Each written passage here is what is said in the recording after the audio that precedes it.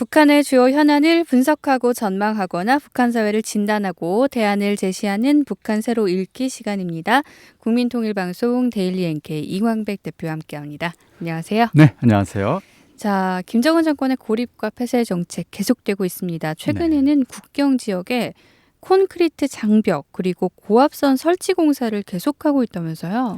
네, 그동안에도 뭐 콘크리트 네. 장벽하고 고압선 설치 작업은 해왔었는데요. 속도를 더 내야 되겠다. 예. 아마 이렇게 생각한 것 같습니다. 양강도 일부 국경 지역에 네. 이번에는 내각 소속 돌격대를 내려 보냈습니다. 추가 파견을 한 거죠. 네, 6월 네. 3일이었는데요. 양강도 후창, 이제 김영직 군에 있다고 하고요. 신파, 김정숙 군, 삼수 이렇게 주요 지역에 내각 네. 소속 돌격대 1,800에서 2,000명 정도가 지금 내려와서 공사를 시작했습니다. 노동성이 선발한 노동자들인데요. 네. 토목 그리고 도로, 건축 등을 지금 담당하고 있고요. 한 달 안에 후창, 신파, 삼수 쪽 장벽 공사를 마치고 다른 지역으로 이동할 예정입니다. 자, 이런 식으로 네. 한 달 간격으로 옮겨 다니면서 국경 지역 어. 장벽 설치를 빠르게 끝낸다는 그런 방침이라고 합니다. 자, 이렇게 장벽을 설치하는 이유, 용도가 좀 궁금해지는데요. 어떤 것들이 있을까요? 일단 크게 세 가지로 분석이 됩니다. 예. 첫 번째, 전염병 방역을 위한 목적. 네. 북중이 전염병이 아. 왔다 갔다 못하도록 하겠다 이런 네. 거고요. 두 번째는 비법 무역거래 차단하겠다는 거고요. 세 번째는 탈북하는 사람들도 장벽 설치해서 네. 막겠다 이런 의도로 보입니다. 내각 돌격대가 내려오기 전에 이렇게 충성의 편지를 올렸다고 하네요. 원수님께서 심려하시는 국경연선 전염병 방역을 위해 한 달 내로 방탄벽을 설치 완수하겠다. 네. 이런 식의 편지를 썼다는 건데요. 일단 제일 앞세우는 것은 전염병 방역입니다. 네. 그러나 그럼에도 불구하고 비법 무역 거래 차단과 탈북 차단 이 두 가지 목적도 동시에 있는 것으로 보입니다. 사실 이런 목적을 가졌다면 신의주, 해산, 회령 같은 좀 큰 국경 도시에서부터 먼저 세우는 게 낫지 않을까 그런 생각도 드는데 네네. 후창이나 신파, 삼수 이런 곳에서 공사를 시작하는 이유는 뭘까요? 그렇습니다. 해산 같은 경우는 예. 중국 길림성의 장백과 맞닿아 있고요. 신의주는 요녕성 단동과 붙어 있습니다. 신의주 해산이 아무래도 후창이라든가 신파, 네. 삼수보다는 더 큰 지역이고 비법거리라든가 아니면 탈북도 그쪽을 이용하는 사람들이 더 많을 수도 있는데 네. 왜 그러면 후창, 신파, 삼수와 같은 작은 곳이냐 이렇게 봤더니 큰 도시에다가 만약에 특히 이 중국에 있는 큰 도시와 맞붙어 있는 곳들 여기다가 장벽을 크게 세우면 거기는 외국인들이 많이 올 수도 있고 그렇죠. 그래서 그들이 이렇게 썩 보기에 큰 장벽이 세워져 있고 그게 사람들이 얼마나 많이 도망치길래 그걸 막으려고 장벽까지 세우느냐 이런 말이 나올 수 있다는 거고요. 네. 또 그럴 경우에 나라 망신이 될 수 있지 않겠느냐 이런 우려 때문에 일단 큰 도시에는 장벽을 세우지 않을 방침이라고 합니다. 그래서 네. 작은 도시 중심으로 세우는 거고요. 다만 눈에 이렇게 고압선 같은 경우는 언뜻 띄지는 않나 봐요. 그래서 고압선은 역시 해산과 신의주에도 설치한다고 합니다. 네, 아무래도 보는 눈이 있다 보니까 네. 그런 조치를 취하는 것 같은데 실제로 북한 당국이 이렇게 강력하게 국경 차단 조치에 나서면서 탈북인의 수도 크게 줄었다고요. 이제 올해 1분기 예. 이제 1월, 2월, 3월 이제 한국에 입국한 탈북민의 수는 31명입니다. 작년에 작년 1분기 1, 2, 3월에 한국에 들어온 탈북민의 수는 135명이었습니다. 많이 줄었네요. 135명에서 예. 같은 기간에 31명으로 줄었으니까요. 거의 77%가 감소한 거죠. 네. 그러면 2분기는 어떠냐? 올해 4월, 5월, 6월 탈북민의 수는 12명에 불과했습니다. 그러니까 이거 3개월 만에 12명이니까 네. 이 정도면 사상 최저입니다. 그러니까 지난해 같은 경우 똑같이 네. 2분기 4, 5, 6월에 320명 정도가 넘어갔거든요. 그러니까 그거에 비해서도 거의 96%나 줄어든 겁니다. 네. 이 분기별로 이 탈북자 수를 이렇게 집계한 것을 놓고 볼 때에는 2003년 이후에 사상 최저 수준이라고 보시면 되겠습니다. 네. 탈북민이 그러면 왜 이렇게 줄어들었느냐? 일단 표면적으로 가장 큰 것은 세계적으로 확산되고 있는 신종 코로나 바이러스 감염 사태. 네. 이것 때문에 지금 북한 당국뿐만 아니라 중국 당국 그리고 탈북인들이 이제 한국으로 들어오는 여러 경로들이 있잖아요. 네. 중국, 동남아시아, 러시아 등 여러 나라를 거쳐야 되는데 모든 나라들이 이 코로나 때문에 그렇죠. 국경 봉쇄를 강화를 했습니다. 예.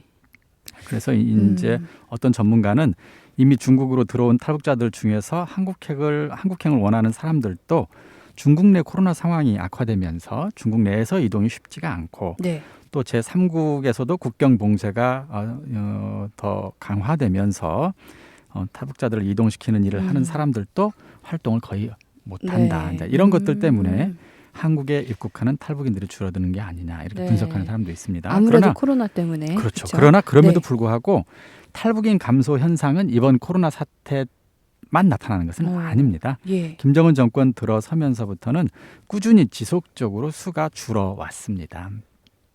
예를 들어서 2010년과 11년 당시만 해도 1년에 한 2,400에서 2,700명 정도가 한국으로 입국을 했었거든요. 네. 근데 이제 점점 줄어들어서 작년에 1,047명까지, 그러니까 절반도 안 되는 숫자까지 이제 급격히 감소를 했습니다. 역시 가장 큰 이유는 김정은 정권의 국경 차단과 통제, 탈북 네. 차단 이것이 정권을 잡은 이후에 지속적으로 지금 해온 것이 가장 중요한 이유 같아 보입니다. 그렇군요. 네. 자, 이렇게 탈북민들도 줄고 있습니다. 장벽을 세우고 고압선을 설치하고 이렇게 물리적으로 외부와의 연결을 차단하면서 이런 현상이 나타나고 있는데 동시에 외부 정보 차단에도 힘을 기울이고 있죠. 그렇습니다. 이제 여러 차례 저희들도 예. 이 사실을 보도를 했습니다만 지난해 말부터는 외부 정보 및 여러 가지 컨텐츠, 네. 영화, 드라마까지 그런 것들을 유입하거나 유포시키거나 그걸 보고 듣거나 네. 하는 모든 행위들을 강력히 통제하고 있지 않습니까? 그렇죠. 대표적인 게 이제 반동사상 문화 배격 법 이렇게 법까지 만들어 가지고 네. 통제를 하고 있는 이런 상황입니다. 이 상황은 지금도 계속되고 있는 것 같아요. 네. 그래서 최근에 평안남도 평성시에서는 예. 20대 청년들이 한국 영화를 봤었나 봐요. 근데 이제 음. 적발이 돼가지고 네. 형을 받았는데 10년 이상의 노동 교화형을 받았습니다. 그러니까 10년 동안 그러게요. 감옥에 들어가게 네. 되는 거고요. 또 지난 6월 3일 이제 평성시 경기장에서 한국 드라마를 시청하다 적발이 된 20대 초반과 그 친구들 한 3명이 네. 공개 재판이 있었습니다. 세상에. 그래서 네. 4명 청년들은 이제 손에 족쇄를 채운 상태에서 연단에 끌려 나왔다고 하네요.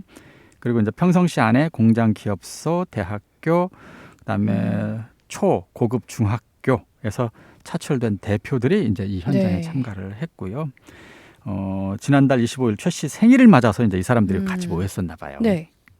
그래서 늦은 시간까지 한국 드라마를 보고 있었는데 이것이 적발이 된 겁니다. 안타깝네요. 그래서 이들이 가지고 있었던 이 메모리 안에는 한국 영화, 드라마 한 30여 편, 그다음에 음악 이런 것들이 들어 있었다고 하는데요. 이것 때문에 어쨌든 최 씨는 12년 교화형, 나머지 3명은 11년과 10년형을 지금 선고받은 상태입니다. 너무 가혹하네요. 예, 가혹하고요. 네. 또 얼마 전에는 원산에서 외부 녹화물을 유통하던 사람이 처형되기도 했었습니다. 아이고. 그만큼 지금 북한 당국은 네. 외부 정보로부터도 북한을 지금 차단하기 위해서 적극적인 노력을 기울이고 있습니다. 네. 자, 정말 처벌이 너무도 심한 걸 여러분들도 들으셨을 텐데 자, 물리적으로도 그렇고 사실 정보의 유입 유출은 보이지 않는 거라서 더 네. 파급력이 있을 텐데 처벌이 이렇게 심해지고 있습니다.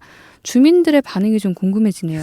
일단 여러 가지 반응이 네. 나타나는 것 같은데요. 일단 1차로는 긴장하고 있고요. 또 처벌을 북한 당국이 이렇게 강력하게 하는 이유는 네. 북한 주민들에게 겁을 주는 거죠. 보지 말라고 하기 그렇겠네요. 위해서 예. 지금 겁을 주고 있기 때문에 실제로 이제 이것이 나에게도 오면 어떡하나 네. 이렇게 두려워하는 주민들이 많이 있다고 하고요.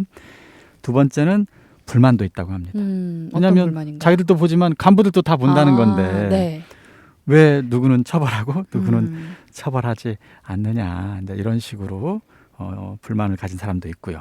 또 일부 주민들은 저항하는 경우도 있다고 하네요. 네. 이제 최근에 안주시의 경우 녹화물을 단속하는 관료들이 일부 청년들에게 폭행을 당하거나 심지어는 살해되는 사건이 있었다는 그런 보도가 지금 네. 나오고 있어요. 그러니까 이것은 대단히 적극적인 저항인 그러네요. 것 같습니다. 예. 강렬하게 지금 저항하고 있는 이런 사람들도 있을 정도로 북한 당국의 통제는 강력하지만 그러나 그것이 또 쉽지 않은 강한 저항에 부딪히고 있는 그런 상황으로 보입니다. 저만 해도 네. 뭐 미국 문화를 좀 배우기 위해서 영어도 배우고 네. 미국 드라마 보고 그렇게 일상으로 즐기는 일들이 북한에서는 참 이렇게 목숨까지 왔다 갔다 하는 일이라는 게 안타까운데 북한 당국이요. 이렇게 말도 안 되는 사실 뭐 탈북 차단을 목적으로 장벽을 세우기도 하고 외부 드라마나 영화 보는 사람 처벌하고 고립과 폐쇄 정책을 강화하고 있는데 이유가 궁금합니다. 예, 지금 이제 아까 얘기했던 것처럼 예. 그런 것들을 쭉 한마디로 정리하면 네. 북한 당국의 정치 노선이라고 볼 수 있어요. 네. 정책이라고 볼 수 있는데 자력 갱생 노선.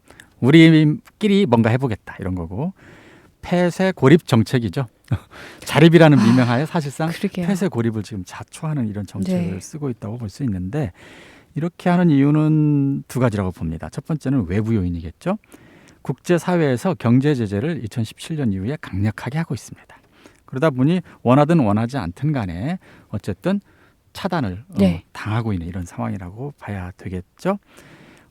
근데 이것은 근본적으로는 북한 당국의 핵 개발을 하면서 국제사회에서 경제 제재를 하고 있는 그런 상황에서 나타나는 네. 고립이기 때문에 이것은 어떻게 보면 고립을 자초한 측면도 있습니다. 이제 그리고 당면에서는 코로나19 확산입니다. 이것 때문에 북한 당국이 보건이라든가 위생이라든가 네. 감염병을 막아낼 만한 충분한 의료 어떤 제도라든가 약품이 부족하기 때문에 일단 통제로 이 문제를 해결하려고 애쓰고 있거든요. 네. 그러다 보니까 국경 통제, 도시 통제, 이동 통제 이런 게 강해지면서 사실상 고립 폐쇄 정책을 지금 할 수밖에 없는 상황이고요. 내부 요인은 이런 것 같습니다. 경제가 지금 어렵잖아요. 네. 그리고 감염병 사망자도 늘고 있다는 그렇죠. 보도도 나오고 있고요. 사실 자유도 전 세계에서 가장 없는 나라가 나라가 북한이고 또 주민들은 국가로부터 배급도 제대로 못 받은 채 노동에 지금 동원되고 있어요. 사실상 하고 싶어서 하는 사람 거의 없거든요. 네. 그러니까 일종의 강제 노동에 동원되면서 대가는 잘 못 받고 있는 이런 상황. 그런다다가 처벌도 심하잖아요. 불법으로 거래한다고 네. 위법 거래한다고 처벌받고 영화 본다고 처벌받고 공장에 안 나온다고 처벌받고 그러게요. 등등 가혹한 처벌들이 늘고 있어요. 예. 자, 이런 상황에서 외부에서 음. 다양한 나라 사람들이 사는 모습을 이렇게 보게 될 경우 이 다른 나라보다 우리가 못 사는 네. 거 아니야? 이런 생각을 만약에 주민들이 하게 될 경우 당국은 김정은 비서를 전지전능한 지도자로 지금 그동안 선전을 해왔는데 진실은 무능하고 부패한 지도자라는 것 네. 이것을 주민들이 알게 될 수가 있거든요. 이렇게 될 경우에는 북한 체제와 최고 지도자가 권력을 유지하는데 굉장히 중요한 이른바 사상적 기둥이 무너지게 됩니다. 네. 이건 아마 체제 붕괴와 직결될 수도 있죠. 근데 이런 것에 대한 위기의식과 두려움 때문에 자꾸만 통제하고 차단하고 주민들로부터 외국 것을 못 보게 하고 이렇게 눈을 가려야 되는 귀를 막아야 되는 이런 상황. 이것이 지금 이른바 폐쇄 고립 정책의 가장 중요한 내부적 요인 같아 보입니다. 네. 그런데 이런 고립 폐쇄 정책이 체제와 정권의 위기를 과연 막아줄 수가 있을까요? 사실 이 자립, 네. 명분상 자립이지만 내용적으로는 고립 폐쇄 노선은 이미 지난 75년간 해왔다고 그랬잖아요. 네. 그래서 성공하지 못했다고 그랬잖아요. 그렇죠. 사실상 경제가 무너져 버렸으니까요. 그리고 단기적으로 볼 때 막 차단하고 처벌하고 통제하고 이런 조치를 그러면 언제까지 이렇게 강하게 계속 밀고 나갈 수 있을까? 이것도 사실 중요한 문제거든요. 이제 여러 사람들을 쭉 종합적으로 진단해 볼 때 이렇게 강력한 이 통제는 길어야 1년에서 2년 정도일 것으로 지금 추정이 예. 됩니다. 이미 지금 1년 넘게 해오고 있는데 이것이 아마 좀 더 길어진다면 올 하반기까지는 네. 계속될 수 있겠지만 그 뒤로는 이런 식의 통제를 북한 당국이 계속하기는 대단히 어려워 보입니다. 자, 중요한 것은 이 잘 사는 것 네. 이것이 과연 그리고 또 고립과 폐쇄 이것이 과연 인민들에게 자유와 풍요로움 그러니까 인민들을 잘 살게 해줄 수 있느냐는 그렇죠. 거예요. 고립과 폐쇄 이게 예. 일시적으로는 그래서 체제와 정권의 유지에 보탬이 될 수는 있을 겁니다. 1, 2년 버티게 해주겠지만 중장기적으로는 오히려 주민들의 불만을 더 높이고 네. 북한 사회의 여러 가지 어떤 발전을 가로막으면서 오히려 체제와 정권을 무너뜨릴 수 있는 동력이 될 가능성도 있어 보입니다. 네. 북한 당국도 이 사실을 아마 알고 있지 않을까 싶은데 어서 주민들을 좀 더 잘 살게 행복하게 할 수 있는 현실적 방안이 있는 그런 길들을 좀 모색해 봐야겠습니다.